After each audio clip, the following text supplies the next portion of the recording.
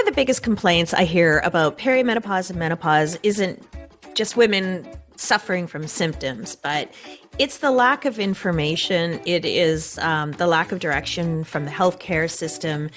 I mean, just to even figure out what kind of a specialist you need to go to. Can you get testing? Should you get testing? What should we be taking or doing? And the frustration that can lead to for women who, suffer from lack of sleep, or they're gaining weight, or they have, low to no libido. It is really, really hard to navigate this time in our lives when we don't have the resources and tools. But fear not, listeners, there are tools, and my goal with the podcast is to continue to introduce you to different options, whether it be treatments or supplements or exercise, and different opinions on information as well. I believe everyone, should know what their options are so they can choose the course of treatment that fits right with your lifestyle. And speaking of lifestyle, today's podcast, I am joined by Dr. Daniela Steyn. She is a medical doctor and a professor in family medicine at McMaster University in Canada, in Hamilton, for those of you local. Dr. Steyn has done extensive training in several countries, including South Africa, where she's from, Switzerland, the US, Canada. And this has enabled her to help transform the menopause experience into a healthy, strong, and vibrant experience for her patients. We have a really in-depth conversation today, and I have to admit, I did not think I was going to learn as much as I did. Sometimes I feel like I've heard everything, and then I get on a podcast and realize I'm only just chipping at the surface. One of the fabulous things about our conversation is Dr. Steyn tells us about her new book, Through Menopause, which basically acts as your one-stop guidebook. And it talks about everything from improving your sex life, improving your diet, your sleep, your happy factor. And she talks about some interesting ways that our body responds during menopause that can impact all of the complaints we hear so often. I think you're going to get a lot of useful information out of this, and you're probably going to want to pick up her book, put it on your bedside table, and grab a highlighter. Anyway, so tune in and have a listen to Dr. Steyn.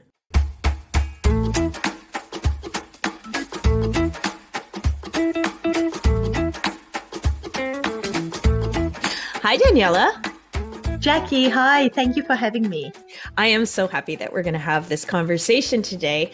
Danielle, I just want to give a little background. I was at a wonderful event a few months ago in Burlington, Ontario, with Shirley Weir, the Menopause Chicks. And you were there speaking with Shirley, and I was fascinated by the conversation that you were having on this panel. There was a great turnout of women, and there were so many questions. So I wanted to sort of reenact that conversation because it was gold. You gave so much, thanks. So many tips and information that women need to know, and it was just too much for me to remember. I have a very short memory. So Daniela, can we just start with, can you tell me a little bit about your background, your experience? And Yes.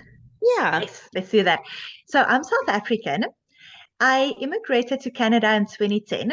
So I initially also studied medicine in South Africa. And in South Africa, there is a very big role of non-traditional medicine. So when people do seek care, you won't necessarily first go to your medical doctor. You might consider a spiritual healer, and using herbs are very common. And then also in the family that I grew up in, my family was very health conscious, and lifestyle wasn't seen as lifestyle medicine, which I'm studying lifestyle medicine now. Wasn't seen as lifestyle medicine. It was just seen as lifestyle. So if you do have a cold or a cough, before going to the doctor, you would first be taking vitamin C, fresh orange juice. There were other measures we would first put in place. We would have eucalyptus essential oils. We would have all these things in place way before you go to a doctor, if you do end up going to a doctor. And then coming to North America, I was so surprised to find that, because we don't struggle as much with HIV and TB and malaria and infectious diseases, But I was so surprised that people who really struggle with lifestyle disease, those would be things like diabetes, heart disease, your risk of dying from a stroke, all those things are really caused by your lifestyle, lack of movement, unhealthy diet choices. So these are things people didn't even know that they have so much power to change. So just for me, I have that benefit of having seen the two different lifestyles and the big impact lifestyle can have, and then to specifically see the impact that lifestyle has on menopause. I just found that profound. And that's where I've really been doing a lot of research. And I've had now this past 15 years that I've been implementing lifestyle changes with my menopausal patients. And that's really what I'm passionate about. So with menopause, and you have an incredible podcast, so informative, and I Thank really you. love your podcast, and it enables and equips your listeners to know what's their options, what are their choices, what to look out for, which is incredible. But I felt that there was really that gap when women will come to me, whether they have hormone replacement therapy from their doctor or not. But there are other things. So even if you say, okay, you would be a good candidate for hormone replacement, here's your hormones, then people will still come and say, but there are still other things. I'm maybe irritable. I'm not getting along as well with people as I used to. Some of my relationships are suffering. I gained weight. I don't have any libido. So there are Yeah, I've never the, heard any of these things before, Daniela. I feel like you're reading my mind. So, and that's really what I've been passionate about and what I've been doing a lot of research about, what I've been seeing patients for is what things can we implement outside of hormone therapy. So it's whether you're on hormone therapy or not, you should be implementing all these things to really improve your quality of life, to have joy again. If you look back at where you were 10, 20 years ago and you're like, but I had joy there. I'm lacking some joy now. And why? And what can we do to put that joy back? Absolutely. That's such a good point. But I just want to go back a little bit. So, sorry, when you were living in South Africa Yes. and everything was more lifestyle focused, you mentioned vitamin C, like before that, your first line of defense was to look at your vitamins and your supplements before you go to the doctor. Yes. I know here our first response is usually to make a doctor's appointment, and we're very bad that way. However, we are not we are encouraged to take our supplements, but there's a lot of debate about what vitamins are actually absorbed and which ones are That's a wasted good on one. us. And yeah, and so I find that really fascinating because when you tell women in North America, you really need to make this about your lifestyle. We are so used to a quick fix, a pill, a shot, a something to give us instant Yes. relief. And we're not really trained. Well, I mean, we're not taught a lot about menopause as of yet, but we're not really trained to take that responsibility on and look at our holistic picture, like Mm, what's going on with everything in our mm. lives. And then also to really understand that, so it's maybe not everyone in South Africa who had that lifestyle. It was my parents and the way I grew up in. A very close friend to my dad died of colon cancer when we were young. He was young. He had four little kids. And at that stage, Mm. my dad worked at a university. My mom was very smart. She really researched it. So this was now before Google. And so they came up Oh, on all this research that they had access to at the university's library of the very big impact that your diet has, specifically on colon cancer at that point, and how certain foods will cause cancer and certain foods can prevent cancer. So they really implemented that in our life to make sure that we eat veggies and fruit that are free from pesticides, foods that are not processed.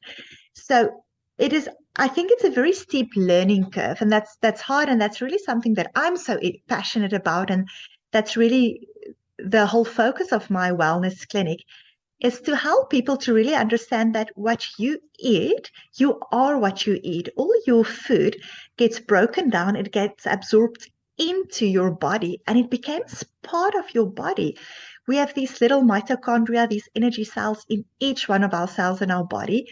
And it really gets either broken down by our food, if our food is full of pesticides and toxins, or it get built up. So there's a lot of science behind that for women with menopause, how your diet can influence your hot flashes, your diet influences your mood. Interestingly, 90% of your happy hormone gets made in your gut. Oh, So if your gut is unwell, then you are going to be miserable and sad.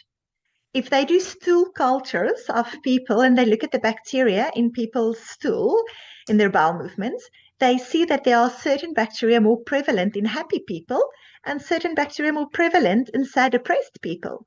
And then they've even gone as far as doing stool transplants to see if you get someone's stool bacteria wait a into someone minute. else's gut, yes, and it will make them happier. But then the good news is you don't need a stool transplant. The Oh, good news is thank God. you can do it yourself by making sure you remove some toxins in your diet. And then toxins, to easily explain toxins, there's many different toxins. But to make it easy for yourself, you can think of any food the way you see it on a farm, a whole food. That would be a good thing to eat. Veggies, fruit, the way you see things in a farm is good, on a farm is good. Processed things would be things that if you buy a package from a grocery store and there's 30 ingredients listed, that is what we would call something processed, especially if there are little numbers and stars and things that you don't know what these are. Those are Yes. not whole foods, and those are the things that's harmful for your gut. Does 30 ingredients, is that sort of a benchmark for process, or do you just mean like a list of A list ingredients? of ingredients. Anything really made in a factory is processed. Anything Yeah. that you can see on a farm, if it's a corn, if it is a fruit, if it's a veggie, if it's an egg, if you can see it there on a farm, it's usually good. If even that meat, if it comes from a farm, but it then goes through a factory, that's really where you run into problems. So Yeah. it's not a whole food anymore, but it becomes processed.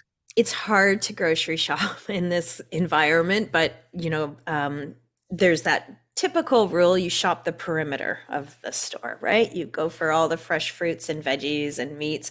Once you get into the aisles, you're into the processed hell. Yes, Yeah. that's a very good rule of thumb. Yeah. And small changes. Every client that I work with is so different. I don't have a specific rule. So for someone who's already eating perfectly healthy, I'll say, how about you substitute some foods with organic foods? Whereas for someone else who's just eating out every day, or maybe not even eating, and that I see so common in perimenopausal women. Oh my goodness, so many women are starving themselves just because they're noticing weight gain and then they cut back on their calories. For those people, I rather encourage to just add some veggies. So for everyone, healthy eating is really different. And it's hard for me to make a statement because I can't cover everyone in a statement. But to just try to increase your veggie intake. And with most of my clients, I would work up to 6 portions. If you can try to fit 6 portions of veggies into your food, you'll naturally crowd out some of the processed foods by just adding veggies. Is a portion like a palm size? Would that be kind of Yes, so that's a good one. And then, so for different things, so for spinach leaves, it would be a cup, or for a corn, it would be a whole corn. For a sweet potato, would be like a proper medium-sized sweet potato. So it's it's a serving. It would be a cup, yes. So right? if you want to Okay. get in 6 servings of spinach, it would be 6 cups of spinach leaves. So the way that most of my clients get that in is by spinach. You can easily saute. Then it becomes quite. Even Oh if you yeah. start off with a big chunk, Oh, it comes it comes to little. nothing. It's nothing. Yes, then it's much easier to eat that, right? Yeah. Or a kale smoothie. You can, if you Mhm. start to blend things into smoothies, you can really get a lot of veggies into a small amount by making smoothies from it. My daughter's homesick, but I'm going to tell you a secret. I make her Yes. smoothies and I hide spinach in it. So, Oh, that's yeah. so clever. But spinach makes it so green. So my kids are not really fond of spinach. The other day, so my son is 12 now, he was cooking for us just a couple of days ago. And he had this beautiful pasta dish, and I added like this whack load of spinach on top of the food he made. He was initially so upset with me, but then as it cooked and it became less and less, it was quite okay, and because it almost shrivels up, right? Yeah, I'm actually more mind blown that your 12-year-old made dinner for you. You That's know what? When as I was going through this whole journey about eating healthy, I'm very convinced that involving your kids into this process is so critical because what you're feeding your kids now really helps to build part of their DNA. What your 12-year-old eats now determines whether your kid is going to develop type 2 diabetes as a 40-year-old. And that really predicts whether your child is going to get a cancer later in life. I see so many people invest so much money into their children's education, into their children's sports, but we should really be investing that money into our children's health. Yes, I couldn't agree more. That I mean, is, not to go off on a tangent, but I am ADHD and highly suspect that my kiddo might be. And we talk about focus, and I did an intermittent fast for 2 weeks, just a very, very hardcore one, 22 and 2. So I fasted for oh my 22. goodness, Jackie, you Yeah. should have spoken to me first. You can't do menopause and intermittent fasting at the same time. I do all the Pick things, one. Daniela. I am like the crash test menopause person, but I didn't lose any Oh, weight. But I do want to say on the weight gain, women have got to stop worrying about weight when it comes to our pride. I mean, the goal is to be healthy, not 20. And, we are not going to get our body back maybe that we had at 20, 30, but we need to feel good and be healthy and strong. And that should be our goal. And once we're, yes. the happiest girls are the prettiest girls. Audrey Hepburn said that. But on the fast, which I tried, and it wasn't Good actually for as you. hard. I wasn't as hard as I thought. It was probably, if anything, a good reset for me. But what I did notice was my focus and clarity were unbelievable. Like, Mm, I wish I didn't have to do a fast to do that, but mm, I couldn't believe how much time yeah. I could spend on a task versus because when you're only eating 2 hours a day, you are loading up with protein and phytoestrogens. Like there's no Yes. sugar, no processed stuff because you've got to get through another 22 on that. And Mm, the difference, even the inflammation, my body changed yes. shape, even though I didn't lose weight. So the inflammation went down, the focus went up. I just felt really clear. So, Yes. For yeah. sure, for sure.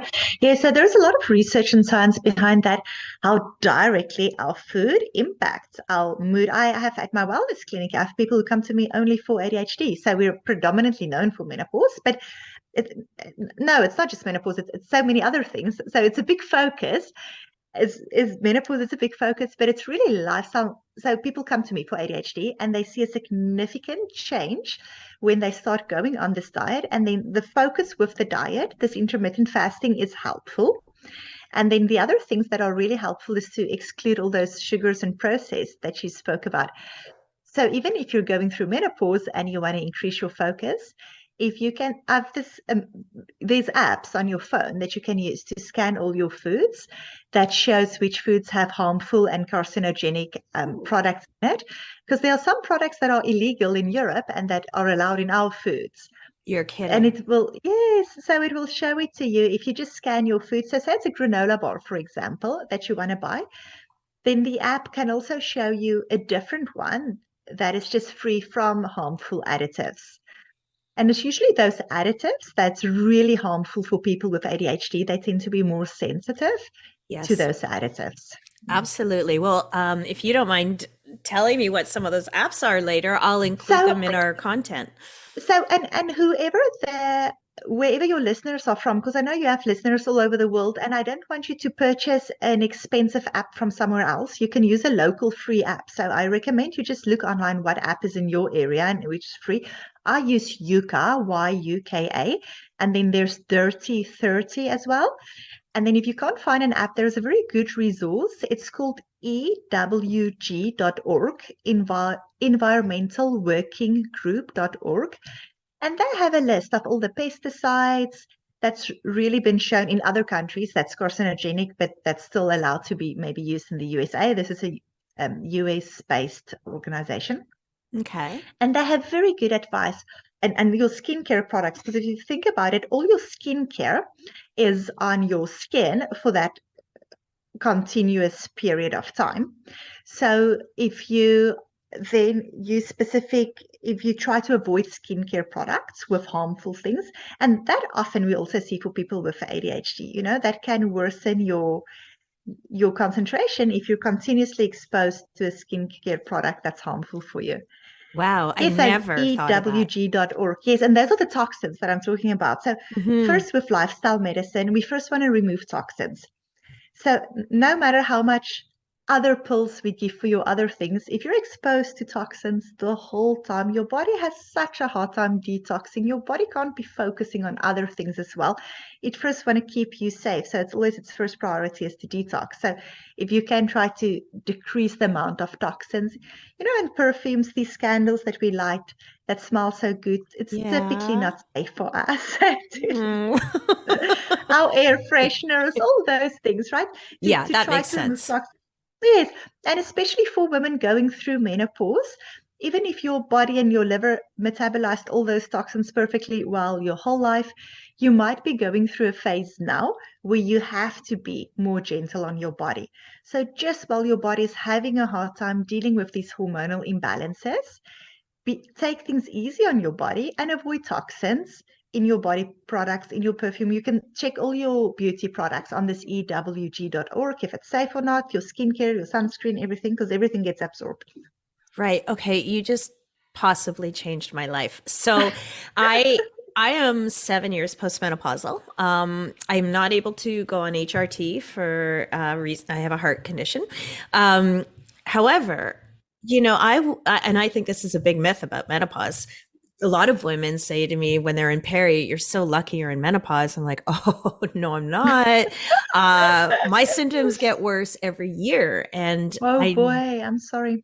that's okay, but I do feel like, my husband's even said, is it possible something else is going on? Like it's not Mm, menopause, but it is so hard to know right now because I can't go on HRT to see if that helps because mm. She 2.0 is a pretty busy little brand and I don't take the self-care that I tell everyone else to do. So I'm a little bit of a hypocrite. I'm a lot of a hypocrite. I don't eat balanced meals all the time. I'm kind of on the go a lot.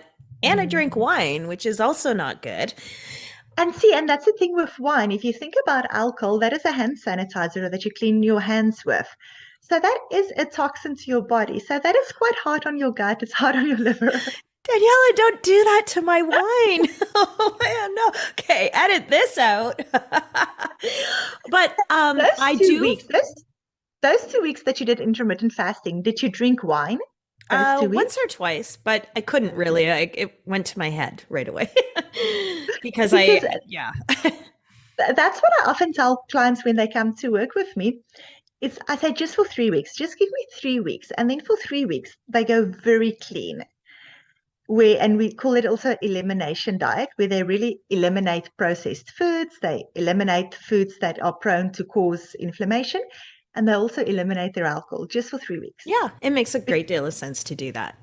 And then afterwards, we say, okay, let's put one thing back at a time.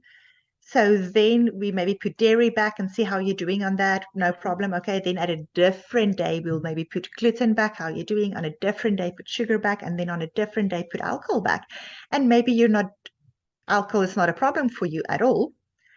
It's just for all my other patients going through menopause, alcohol Well, seems to be quite a problem. it is a problem. Like there's no denying it. I mean, I've said this before too. It breaks down our collagen, which we're trying so desperately to preserve. It ruins our sleep, makes us gain weight. I Sleep is mean, the big thing. yeah, And the sleep weight. sleep and weight are two of the biggest ones. Is it true that in menopause our metabolism changes, or is Yes. it is? Yes, Okay. definitely. It does change. Everything change. So estrogen plays quite a significant role in your metabolism. And then also after menopause, if you look at women before and after, they typically have a higher fat percentage and a lower muscle mass percentage. So even if your mom was exactly the same weight and she looked exactly the same after menopause, if you physically test her body, there will be a higher percentage of fat and a lower percentage of muscle.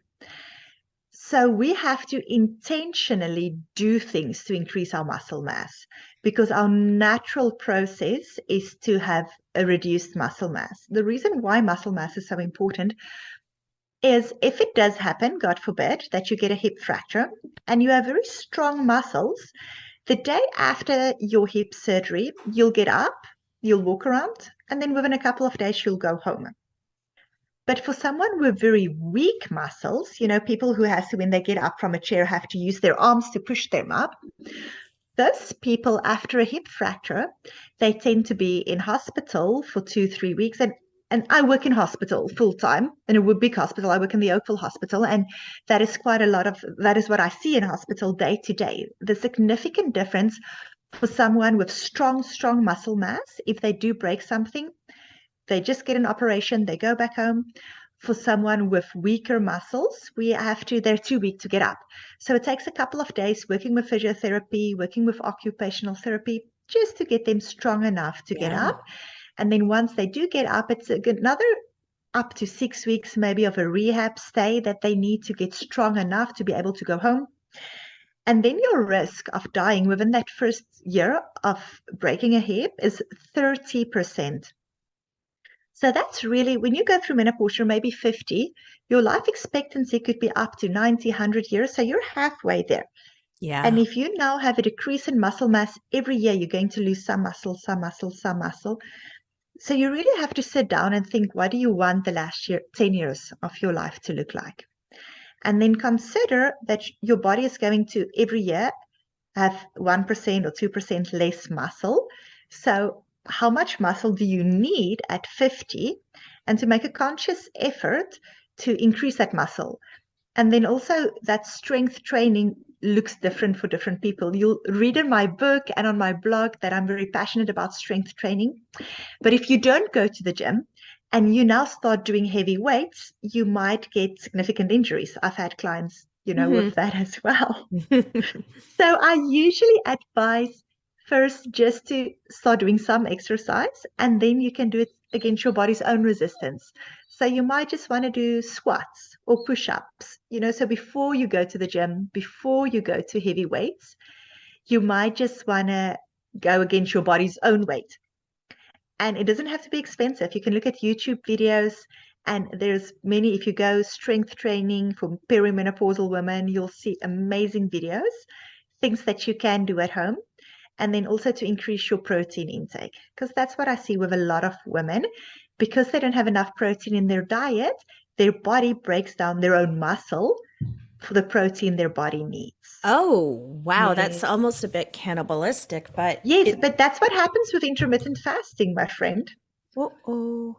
Your body breaks down it breaks down itself. So you want your body to first break down fat, but then you must make sure you have enough protein in your diet, that your body doesn't have to break down your muscle. You want your body just to break down fat and not muscle. Right. And I am embarrassed to say that at my age, I'm only just learning that I have never had enough protein in my diet. Yes. It's so common for women. Really? Like, I thought I was the only one. And even my daughter, we went to a nutritionist for her. And, young girls, especially when they get their periods, can develop a lot of lethargy and iron deficiencies. So I realized that in the morning I was sending her to school with what I thought was a good breakfast, but there wasn't enough protein.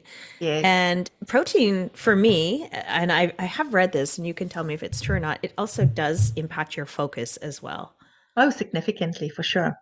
Okay. Yes. Yes. And so that is what's really important to me with this, is to increase that awareness. And that's why I'm so grateful for your podcast, because there are all these things that can significantly improve your quality of life if you know about it. Right. If you don't know, you can just feel, and that's quite often why women gain weight as well. So there's many different reasons why women gain weight. The one thing is that your body composition does change naturally. The other thing is we tend to be less active when we get older. There are some people who are really proponents of saying, no, a woman's metabolism doesn't slow down. it is her movement that slows down. And if you compare your daughter, how much she moves a day compared to how much you move, we do move significantly less as we get older. And then the other thing is diet. It can be cultural as well. When I grew up, it was very commonplace to see a man eat a steak and a woman would sit and eat a salad. So that could be cultural as well, that we malnourish ourselves for Oh, a longer period of time. So that is, also something to look at. And then, so for people who do not eat meat, so it's great if your daughter does eat meat. I know usually for teenage years, no one wants to eat meat. If she does eat meat, that is great. If she doesn't, for my vegan patients, you can really get by, but you must be very smart about it. You must mhm. make sure that you have hummus with every meal, that you really push beans, that you look at other sources of protein. So Yeah. it's so possible. You just have to focus on it because it's not going to happen automatically. Yeah, absolutely. Now, what about the weight gain? I know that I don't believe that we all gain weight for the same reason, just as we don't experience all the same side effects of menopause. But weight gain is one of the biggest things we hear about, Yes, and it won't yes, budge. And yes, we've talked a little bit before with Samantha from Samcore Trainer about how our body now works, and as you mentioned, strength training, and we need the strength, we need the muscle to burn the fat. Um, yes. but And that's key. that is So your key. body, your body composition does change. And if you can get your body composition kind of back to where it was with more muscle and less fat, your metabolism will be faster because muscle does need more energy than fat. So that's really key first, is to build muscle, to try to get your muscle composition back to where it was last year, the year before. And you do that by strength training and by eating protein. And the next one is really movement that's not stressful to your body, because that's Hmm. the other thing that also happened at midlife. People really question their life and then they start doing these endurance races, and that's very stressful to your body as well.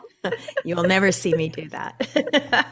Like Okay, so but tough that is, mudder and and it's not that it's bad, it's very good. You just have to do it in such a in such a smart way that you're not too hard on your adrenals, too hard on your body, because your adrenal glands now have to work harder to secrete all these hormones because your ovaries are not working as hard. So you don't want to stress it unnecessarily. So to be aware of that. Next thing is to really improve your sleep. So when you don't sleep well, you will crave more unhealthy foods the next day because you're yes. tired and your metabolism will slow down. And that is one of the reasons why I'm so passionate. The talk that you heard me give was specifically a talk on sleep. Hmm. Often when people come to me about menopause, they come about so many things, and I always tackle sleep first. Because when you sleep better, you are happier the next day. You have more energy to cook nutrient-dense foods. You have more energy to go for a walk. You're more present with your family. You're less irritable. Your relationships don't suffer.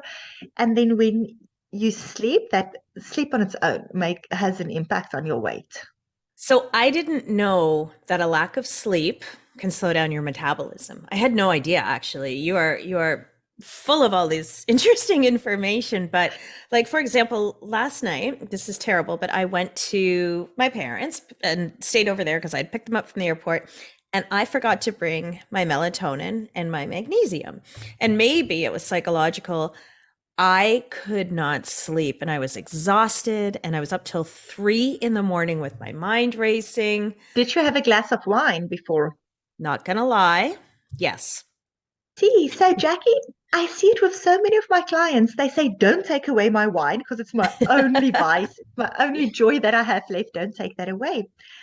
But I see it again and again. So when I work with clients one on one, I actually sign them up for a 6 month package because I found that everything we talk about in this podcast, these are things that you have to implement over time.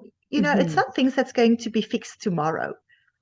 It's really things that you have to slowly implement over time. So what they do as part of this package is they work with a health coach and they enter every night, they enter their sleep. We can monitor with a Fitbit, which goes straight to their medical Yeah. records, how much they're sleeping, do they go into their deep sleeps, what did they eat the day before? And then it's easier to track. But you can just keep a journal. Your listeners can just keep a journal every night. How good did you sleep? It can be subjective. It doesn't have to be a Fitbit. And then did you have wine the night before or not?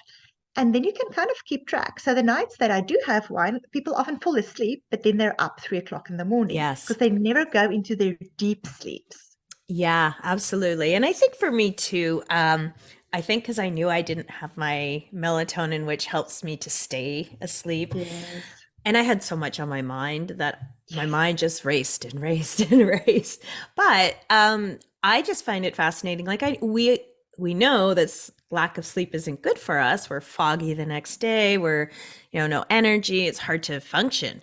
But I really didn't know it slows down your metabolism. That's pretty Yes, fascinating. for sure. It does. And then the other thing that I would like your listeners to know is that women need more sleep than men. So that is quite often that people would kind of, if you with a partner and your husband goes to bed 12 o'clock at night and he gets up 7 in the morning, it's easy to get in rhythm with him. But to really be aware that you do need more sleep, usually 8 to 9 hours at least of sleep. And our most optimum time of sleep, of repair, is 10 p.m. to 2 a.m. Oh, And okay. that's very hard, especially if you have little kids. The house only gets quiet by 10 p.m. So that's the time when I can do my most productive work because the house is clean and quiet and now I can get doing my Yes. things.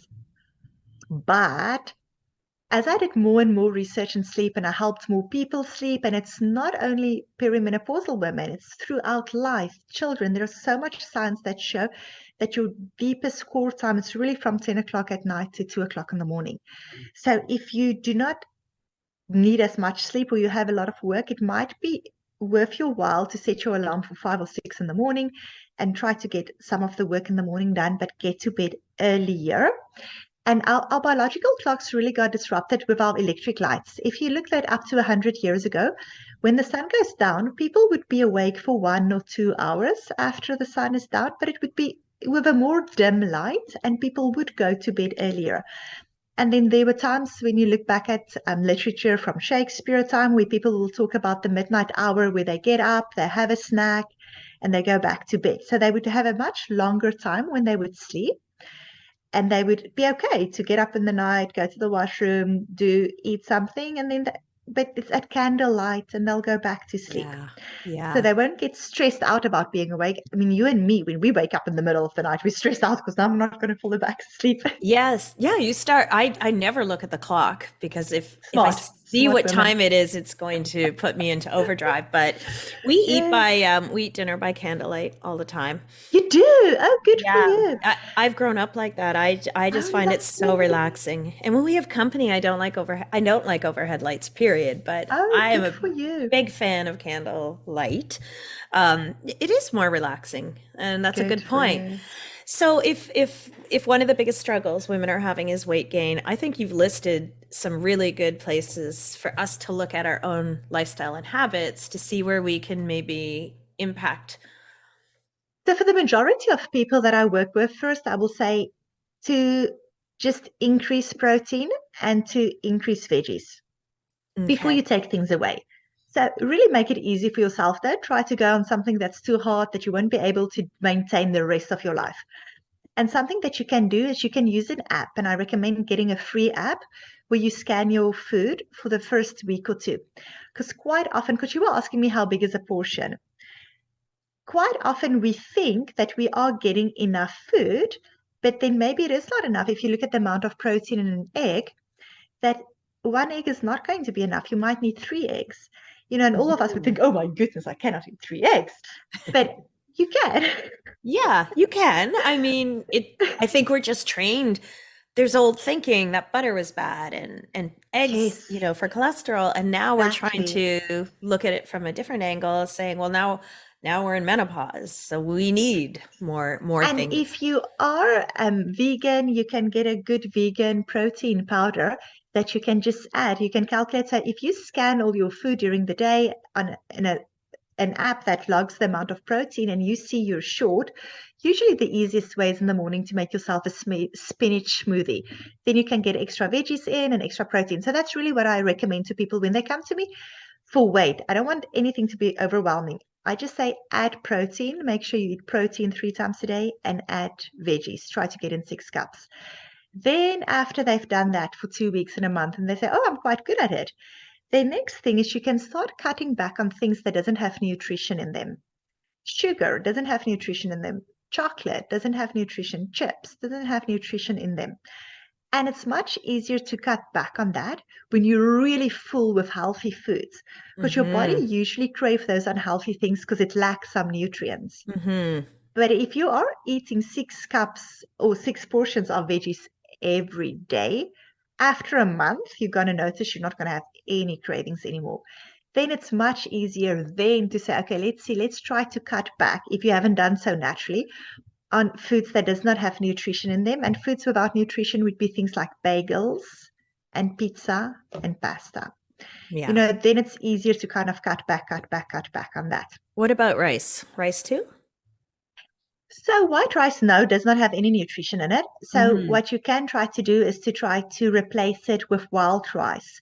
Yeah. So we have against my kitchen on my fridge door, I have this rainbow graph with all the different foods of the rainbow, and you want to try to eat all the different colors of the rainbow every day. So for white, you don't really need white, but if you eat wild rice, it's usually purple or brown. Then you kind of can tick off that day that you've covered your brown and purple box. And then you want to cover your green box. You want to cover your red and your orange. So you want to try to eat all of those different colors every day, because that helps you to know that you covered all your nutrients. So Mm-hmm. you're not just going to add broccoli to all your meals. You're Yeah. going to try to cover all those colors. Okay, that's a really good tip. That's going to be going on my fridge as soon as my printer starts working. I can send you I can send you what I send my patients. It's from the Institute, or you can just Google it for your podcast listeners. You can look on the Institute of Functional Medicine.org, ifm.org, Institute of Functional Medicine.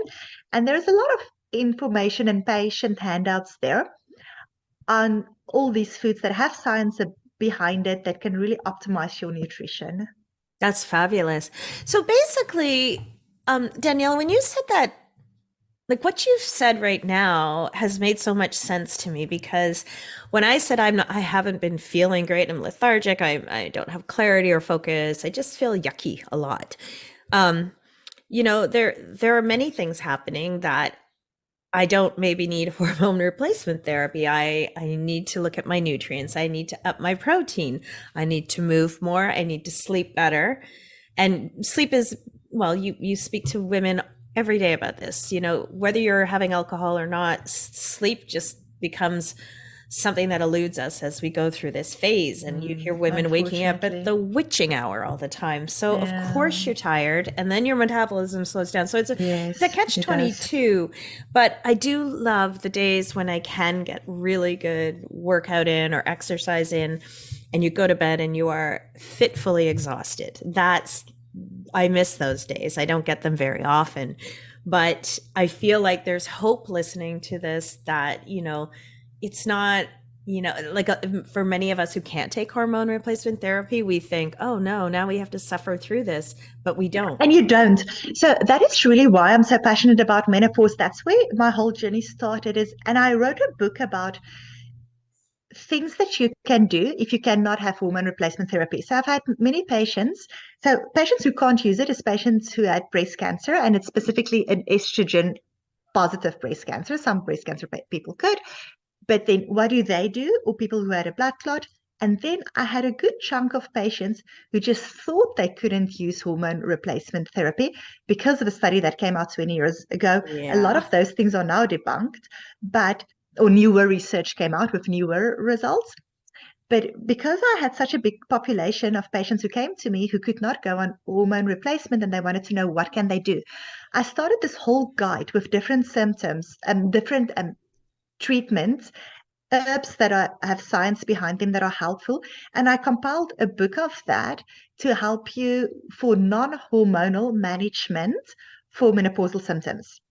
But then in the end, I decided for this book to be completely comprehensive, so it's your complete guide. I then added the hormonal treatment options as well, so that you do know what your hormonal treatment options is. But I would love for all your listeners to have a look. It's on my website. It's danielasteyn.com. And my book is Thrive Through Menopause. You can order my book. You can also order it on Amazon. Mm-hmm. If you don't see it on Amazon yet, the pre-orders are on my website, Okay. danielasteyn.com. And you can order my book, and you would love that. Jackie, you are going to love it. Everything is in there. How to optimize your sleep, how to be more toned, how to be stronger, how to have more focus, how to have better sex. All of these things are possible. There's other patients that have implemented these steps that I have in the book so successfully that I want to share it with the world. That's really my heart, because I can see only so many patients, because you can just imagine to work with someone over a period of 6 months. I can only sign up so many patients. I'm only seeing patients in Ontario. But we've had such great success. My heart's desire is to share that success with everyone in the world. And purchasing a book is much less expensive than seeing a doctor and a health coach and a nutritionist and a dietitian. Everything is in there. So you can really access that through my book. I think that's really critical, because one of the issues I find isn't that there is a lack of information. It is a lack of knowledge of where to find that information. Yeah. And you can spend a lot of money going to different specialists, and or, sometimes you don't even know where to go and your doctor doesn't really know how to direct you. So that's where many of us feel quite lost. So having these comprehensive book like yours acts like a Bible, like a guide, good bedside reading. And I will definitely be picking up a copy of your book, because I think it's something I need Jackie. to really sit down and focus on and have a look. I wish you could write a shorter version for people with ADHD. But I do have a shorter version. So I actually have what I created was an online course, and the way I have that online course, it's very short, because that was the focus, and I've given it to my patients, and they would come back with me with feedback, and we made it shorter and shorter, and just the hot things that really improve their quality of life. And then I have it so you can access it online on your cell phone. Then it has things written, because some people read easier, but then I'm also saying it on a video, because some people rather want to watch, some rather want to listen. Yeah. So you have those different options. So you can look on my website. There's a link for that. And if you pre-order the book now, before it's available on Amazon, you get that for free added, the online course.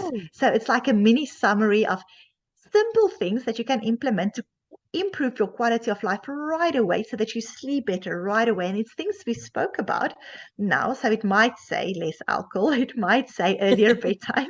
It might say no screen time for the 2 hours before you go to bed. Yeah. And even coffee is something, for people like you definitely, what we've been talking about now, you definitely have adrenal fatigue. I don't know if it's medically sound to diagnose someone over a podcast. But then if you do have adrenal fatigue, it means that those things that's what wakes you up 3 o'clock in the morning. Mm-hmm. And the way you're more gentle on your adrenal glands is by really optimizing your nutrition. You'll have to maybe add some walnuts, Brazil nuts to your food to make sure you have more healthy fats in your food, and avocado every day, especially if you have heart concerns. There's research showing if it's not an apple a day that keeps the doctor away, it's an avocado a day that keeps heart disease away. Wow. Okay. Yes. I love avocado. Fats. Yes. Okay. If you can focus on that. There are so many things you can implement by that book. The book is not just going to help you through menopause, it's also going to help you for the 50 years behind that, because it really explains all the lifestyle measures that you can implement the rest of your life to have an amazing life, to be stronger, to have more focus, to have more joy, to be more intentional with your family, to be healthy, to be present, to thrive. Daniela, this is amazing. You have given me so much to think about, so much to look forward to, and I've got a lot of changes I have to make, but I'm excited about it. I'm excited to see the progress, and I am going to order your book, and I'm going to order it early so I get the course, and I'm going to include all this information in the newsletter, and you'll see it on the site, but I think all women should look at getting this book as their guide, their pocketbook to getting through this. Thank you so much for joining me. Thanks so much for hosting me, Jackie. Take care.